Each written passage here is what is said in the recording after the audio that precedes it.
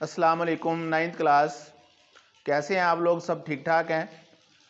Chemistry का आज हम लोग चैप्टर नंबर 2 का लास्ट टॉपिक जो है वो डिस्कस करेंगे, जिसका नाम है यूजेस ऑफ आइसोटोप्स। ठीक है, बड़ा इंपॉर्टेंट टॉपिक है ये भी। लॉन्ग क्वेश्चन जो है वो आप लोगों को ये पेपर में आ सकता है। इसके अलावा इसमें से शॉर्ट क्वेश्चन भी बन सकते हैं। ठीक है, तो आज जो है ना वो बारिश भी हो रही है और बड़ा ज़बरदस्त जो है वो ठंडा मौसम, और इस सुहाने मौसम में केमिस्ट्री पढ़ने का एक अपना ही मज़ा होता है।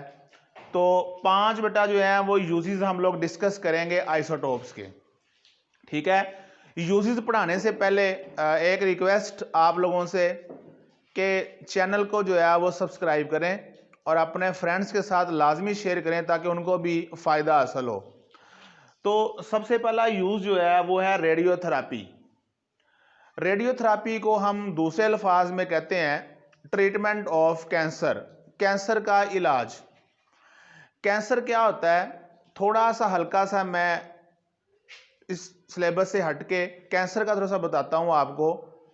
बायो में आप लोगों को पता है, पढ़ा हुआ है कि तमाम जानदार जो होते हैं वो सेल्स के मिलने से बनते हैं। छोटी क्लासों में भी आप लोगों ने पढ़ा हुआ है।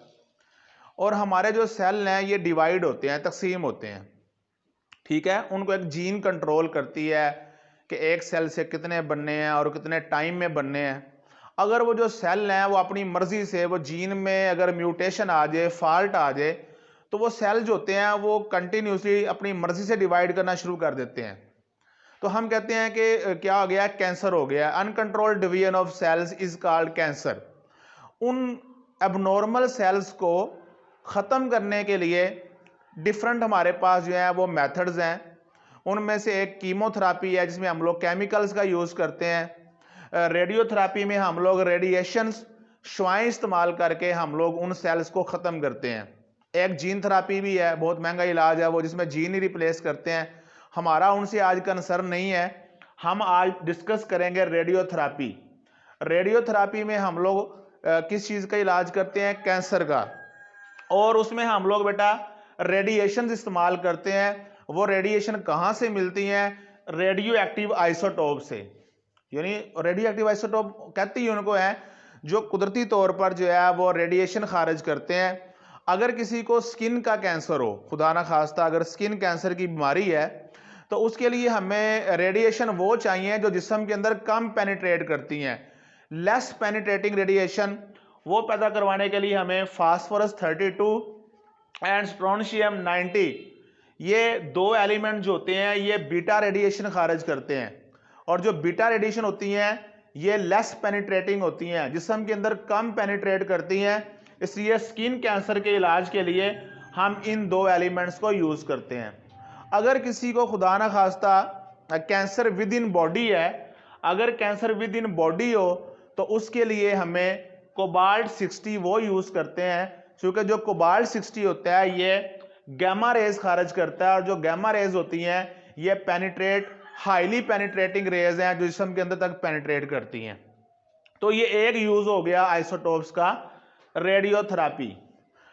सेकंड है tracer for diagnosis and medicine. हम इन आइसोटोप्स को यूज करते हैं as tracer in medicine to diagnose the presence of tumour in human body. इंसानी जिस्म के अंदर ट्यूमर्स का, रसौलियों का पता चलाना हो तो उसके लिए हम लोग जो है वो इन आइसोटोप्स को इस्तेमाल करते हैं।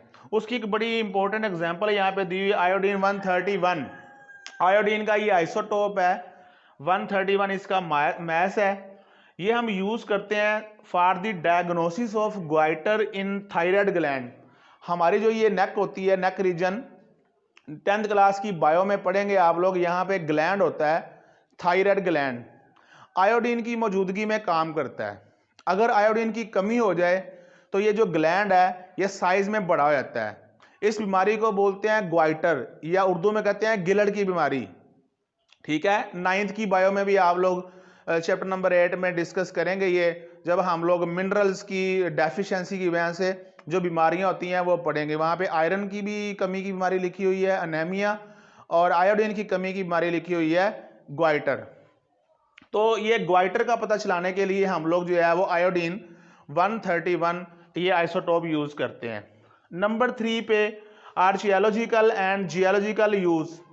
आइसोटोप्स को हम यूज करते हैं किस चीज के लिए? To estimate the age of fossils. Fossils क्या होते हैं? जब कोई जानदार मर जाते हैं, plants, animals, dead plants, dead animals, उनके जो बॉडी के पार्ट्स बच जाते हैं, रिमेनिंग पार्ट्स, उनको हम बोलते हैं फॉसल। अब साइंटिस्ट जो होते हैं वो इस बात का अंदाजा लगाते हैं कि ये जो फॉसल हैं ये कितने पुराने हैं, यानी उनकी एज क्या है। एज का पता चलाने के लिए, पुराने पत्थरों की एज का पता चलाने के लिए हम लोग आइसोटोप्स का इस्तेमाल करते हैं। जो आइसोटोप्स होते हैं ये रेडियो एक्टिव होते हैं।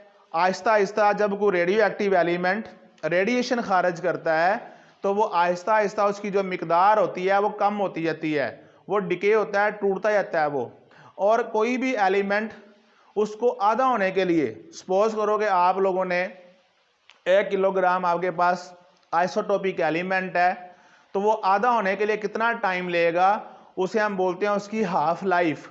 तो हम उन फॉसल्स के अंदर इन आइसोटोप्स की जो हाफ लाइफ होती है उसकी बेस पे हम लोग चेक करते हैं कि उसकी जो एज है वो कितनी पुरानी है। इस मेथड को बोलते हैं radio active isotope dating. Radio active isotope dating.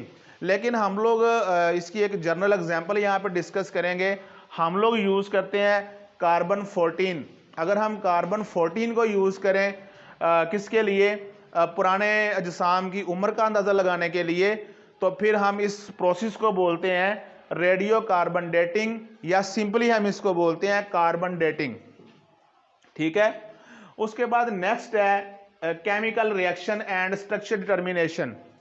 हम आइसोटोप्स को केमिकल रिएक्शंस के अंदर भी यूज़ करते हैं कंपाउंड्स के स्ट्रक्चर फाइंड करने के लिए। उसके लिए मैंने आपको बताऊंगा कि use in the chemical reaction to follow a radioactive element. किसी भी रिएक्शन के अंदर जो है वो क्या करते हैं कि एक ऐसा एलिमेंट होता है जो रेडियो एक्टिव होता है, जो शुआएं खर्च करता है, हम उसको फॉलो करते हैं। उस जैसे अभी एग्जांपल बड़ी प्यारी आपकी बुक में दी हुई है कि carbon 14 is used to label CO2। जो कार्बन डाइऑक्साइड होती है ये प्लांट्स यूज करते हैं फोटोसिंथेसिस के अमल में। आप लोगों को पता है कि पौधे जो होते हैं वो अपनी जो खुराक बनाते हैं तो वो ज़मीन से पानी और हवा से लेते हैं कार्बन डाइऑक्साइड। हम CO2 वो वाली यूज़ करते हैं जिसमें कार्बन 14 होती है। तो कार्बन 14 वाली जब आप लोग, चूँकि कार्बन 14 आपको पिछले लेक्चर में बताया कि रेडियो एक्टिव है, ये इसको हम लोग मोनिटर करते हैं। डिफरेंट इंटरमीडिएट स्टेप होते हैं ग्लूकोज की तैयारी में, और उन स्टेप्स के अंदर हम लोग CO2 को फॉलो करने के लिए हम लोग जो है वो कार्बन 14 का इस्तेमाल करते हैं। नेक्स्ट नंबर 5 है एप्लीकेशंस इन पावर जनरेशन। बड़ी जल्दी से मैं, ताकि टाइम लेक्चर जो है वो इतना ज़्यादा लंबा ना हो जाए, वरना क्लास के अंदर आप लोगों को पता है कि इन पे मैं एक एक जो यूज़ है उस पर मैं घंटा घंटा बोलता हूँ। लेकिन यहाँ पे मैं उसका जनरल रीडिंग नहीं करवा रहा, आप लोगों को कंसेप्ट दिए जा रहे हैं। आप लोगों को इन यूजेस के बुक से इनको पढ़ें, समझना है तो आप लोग मेरे से क्वेश्चन करें कमेंट्स के अंदर, इंशाल्लाह मैं आप लोगों को लाजमी रिप्लाई करूँगा। Application in power generation. Isotopes को हम इस्तेमाल करते हैं बिजली की तैयारी में। बिजली तैयार करने के लिए हम लोग रेडियो एक्टिव एलिमेंट जैसे यूरेनियम है, जब इसके ऊपर हम लोग न्यूट्रॉन की बम्बारमेंट करवाते हैं तो यूरेनियम का एटम जो होता है वो बेरियम और क्रिप्टॉन में टूट जाता है। साथ ही 3 न्यूट्रॉन खारिज होते हैं और एनर्जी की काफ़ी सारी मिकदार जो होती है वो पैदा होती है। इस रिएक्शन को हम बोलते हैं फिशन रिएक्शन। फिशन का मतलब होता है किसी चीज़ का टूट जाना, यानी जब कोई एलिमेंट टूटता है तो हम इसे कहते हैं फिशन रिएक्शन। इस फिशन रिएक्शन को अगर हम कंट्रोल कर लें, क्योंकि आमतौर पे ये जो रिएक्शन होता है ये अनकंट्रोल अगर हो तो एनर्जी की बहुत ज़्यादा मिकदार पैदा होगी, जिसकी वजह से एटम बम के अंदर ये रिएक्शन होता है और दुनिया तबाह हो जाती है, इतनी हीट पैदा होती है। लेकिन अगर हम लोग न्यूक्लियर रिएक्टर के अंदर इस रिएक्शन को स्लो करवा दें, इसको कंट्रोल कर लें, तो हम इसको बोलते हैं कंट्रोल्ड फिशन रिएक्शन। और ये जो एनर्जी पैदा होती है इसको यूज़ करते हैं वाटर को, पानी को स्टीम में बदलने के लिए। जब पानी स्टीम में चेंज होगा तो जो स्टीम होती है, जो भाप होती है, वो आगे टरबाइन को चलाती है, और जब टरबाइन चलेगी तो उससे जनरेटर, और जनरेटर से फिर क्या पैदा होगी, बिजली पैदा होगी। ठीक है, बारिश जो है ना वो तेज़ होगी, शायद आवाज़ का मसला ना बनता हो। तो ये आज का हमारा जो है वो लेक्चर है। ठीक है, इसको आप लोग तैयार करें। ओके, अल्लाह हाफिज़।